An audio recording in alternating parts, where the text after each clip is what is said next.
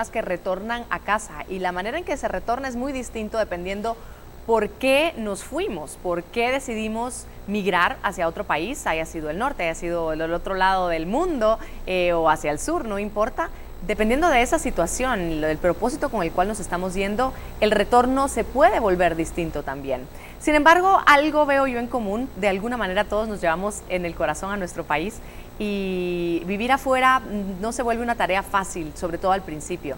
Imagino que la situación de nuestros guatemaltecos migrantes que salen de nuestro país de forma ilegal a vivir a otro país, principalmente a Estados Unidos, es una situación también muy complicada. Y por eso es que hoy queremos hablar un poco de la situación y qué es lo que está pasando con Alejandra Gordillo. Ella es secretaria ejecutiva de Conamigo y me da mucho gusto tenerte hoy aquí en el show. ¿Cómo estás? Muchas gracias por la invitación. Gracias por acompañarnos, Alejandra. Yo quisiera que planteáramos el panorama y entendiéramos cuáles son esas grandes dificultades que los guatemaltecos que van principalmente a Estados Unidos de forma ilegal, ¿con qué se encuentran?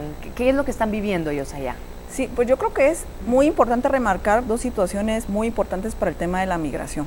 En el tema, digámoslo así, en Estados Unidos, a nivel mundial, el tema del atentado de las Torres Gemelas marca un antes y después de la seguridad en Estados Unidos, donde empiezan a tomar ya medidas, aumentar el presupuesto para endurecer las fronteras, esto por el tema de terrorismo, ¿verdad? Y eso pues involucra a la migración en general para Estados Unidos.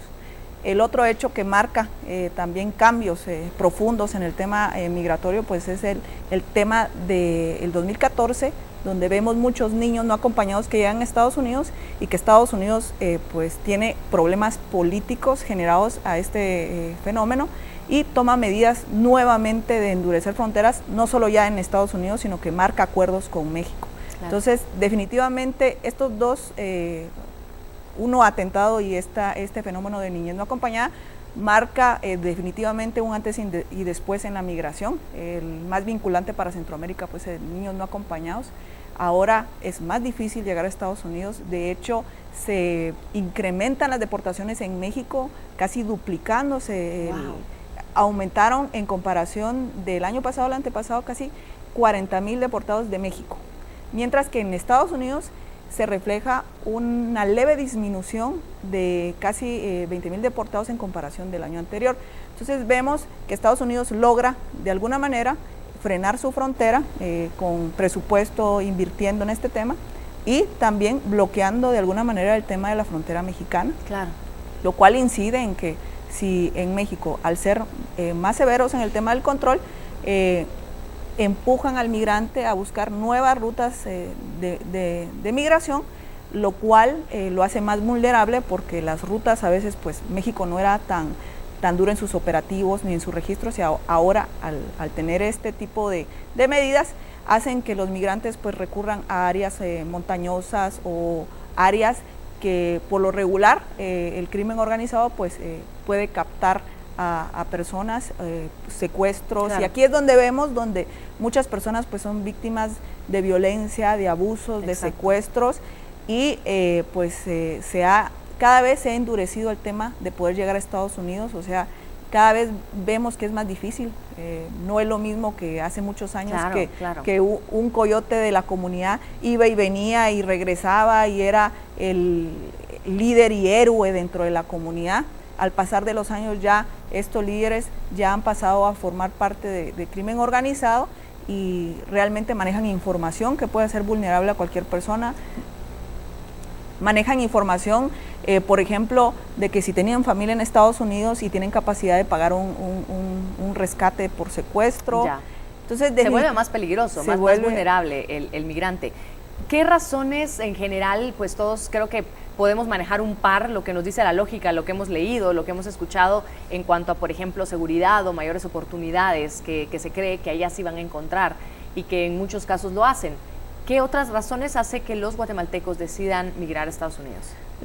La primera causa de migración, que eso lo han hecho análisis estadísticos, es la razón de cambio de condiciones de vida. O sea, el tema de que yo en Guatemala difícilmente puedo tener un poder adquisitivo que me hace poder adquirir una vivienda digna, servicios básicos como luz, agua, para los niños escuela o comprar un vehículo, ¿verdad? Entonces se establece que alrededor de casi 10 veces el salario mínimo puede llegar a ganar una persona viviendo en Estados Unidos, y que ganando el salario mínimo en Estados Unidos puede tener la capacidad de adquirir una vivienda, un vehículo y pues proporcionarle educación a sus hijos. O sea que la primera causa es el cambio de condiciones de vida, y el cambio de condiciones de vida que son el no tener oportunidades laborales, pagos dignos, porque mucho se habla de generar empleo, pero vemos que los salarios siguen en lo mismo y retrocedemos en algunos casos que existe ya hay un salario diferenciado. Entonces, el tema de la capacidad de poder tener un trabajo, pero con un salario digno, cada vez se ha vuelto pues más difícil. Una de las segundas razones también es el tema de la reunificación, ¿verdad? El querer reunirse con su familia. Claro, que se fueron hace mucho tiempo, que se fueron, hace unos años. Que se fue el papá, entonces ya le interesa, pues ya está estable, quiere pues mandar a traer a su esposa. Pero no lo puede hacer hijos. tampoco de forma legal, digamos. No lo puede hacer de forma legal, sino que solo puede recurrir al tema del coyotaje y del traslado irregular. Otro tema es la construcción de vivienda. Esos son los tres temas más fuertes. También después el cuarto es la violencia, pero mucha gente que va a Estados Unidos va con la intención, a veces pues se queda más años de construir su vivienda. De estar mandando el dinero para que se haga aquí la construcción. Tengo que hacer una pequeña pausa porque quiero compartir con ustedes, amigos, algunos datos interesantes sobre los migrantes. Según cifras, los guatemaltecos retornados desde Estados Unidos se ha reducido durante el primer trimestre del 2016 en comparación con el año anterior. Vía aérea han retornado 2.573 connacionales, mientras que vía terrestre desde México hubo una baja de 1.462 personas. Este año han retornado 4.211. Lo interesante sería también, Alejandra, hablar de qué pasa con las personas que van, hacen ese intento por llegar, a lo mejor llegan, otros pues son deportados en el camino, pero muchos de ellos logran establecerse por un tiempo determinado en Estados Unidos y luego son deportados. ¿Cómo funciona esa vuelta a casa, que es lo que hoy estamos hablando en el programa? ¿Cómo les va regresando a su país? ¿A qué se enfrentan? Sí, primero es importante aclarar que casi el 80% de personas que son deportadas son interceptadas en la frontera, o sea que no han vivido prácticamente ni un día. Ya. ¿Tanto? Sí, o sea, a veces hay una falsa perspectiva de que la mayoría de personas han vivido allá y no es así. O sea,